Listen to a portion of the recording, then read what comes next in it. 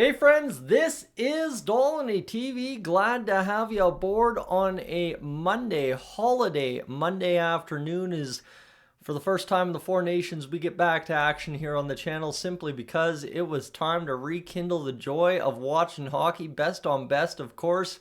That's the cure for it. Canada losing that big game to the US, but punching their ticket today against Finland for the rematch on Thursday. What we know about that is it is going to be absolutely must-see TV. I've taken in 2 out of the 3 games for Team Canada down at Main Street. Beer and barbecue and Airdrie, and I've absolutely loved it. You know what, today a little bit quieter of a vibe, holiday Monday, not as many people around, but as soon as that first puck went in from Connor, it was just as loud as it possibly could be for about the 6 tables we had going. But on Friday night, was it Friday night? Yeah, I think it was Friday night. Oh boy, was that place a rockin'. Friday or Saturday? I don't know. Saturday, I think. I don't know. I've lost track of time this weekend. Don't mind me, but it was an amazing time to be down at the bar. Ran into quite a few of my friends. I actually kind of showed up by myself and found multiple tables I could have sat at. So that was a fun time. And of course, always a good time. So no, that was fantastic, and it's been a good little break. And now we get back to the Edmonton Oilers simply because things start happening again for the team tomorrow, I believe. 2 p.m. practices are allowed to resume around the NHL. 2 p.m. I don't know if that's Mountain or that's Eastern, so don't bear with me. But yeah, we're looking forward to seeing the Oilers get back on the ice, and this is exactly the nitty gritty, right? It's February 17th. We've got until March 7th to make our moves, so it's about to get good. Simply because, well, the Oilers, they have some roster decisions to make, some roster moves to make if they want to be that team people believe in the playoffs. Noah Phillips' name's around there. Maybe some other roster changes that the Oilers can make internally if they really want to spice up the deck. But right now the big focus is your goaltending an area of concern? Not for us fans, that's not the question anymore. It's for Stan Bowman. What is out there on the defense market? Find out. Let's go figure it out. Let's see what happens. And as well, in the bottom 6, are they going to try and add size? Are they going to try and add speed? Are they trying to add a big combo forward in the center position? What are they going to try and do in the bottom 6? Is the top 6 fine?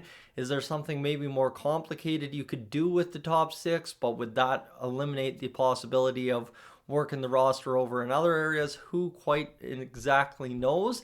And don't forget as well, for the Oilers, all this happening, this is the beauty of this. We've got an entire Four Nations break so far without mentioning the name Evander Kane. So this has been really, really a nice break so far as an Oilers fan, to just sit back and enjoy something else on TV, still that's hockey, that doesn't necessarily concern our day-to-day.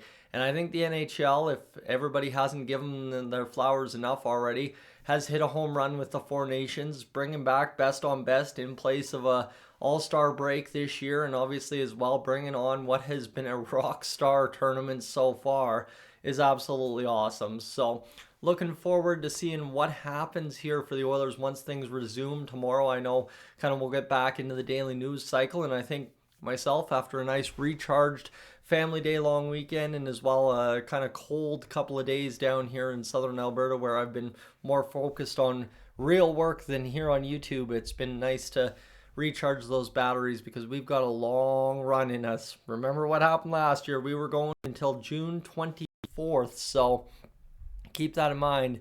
We've got a long ways to go here today, starting with things getting back underway tomorrow.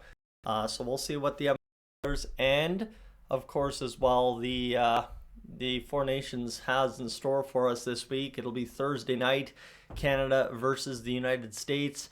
And that game, again, that's for all the marbles. So it's going to be, you thought the first one was great, just wait until you see the second one. And at this point, then all of a sudden you get into it Saturday, Sunday, you've got Edmonton Oilers to worry about. So no, I'm looking forward to it. The trade deadline looming and just getting back to the rhythm of it because it has been a good little break here. I'm actually sat down in the chair this afternoon and it's felt like, all right, let's talk, let's get going.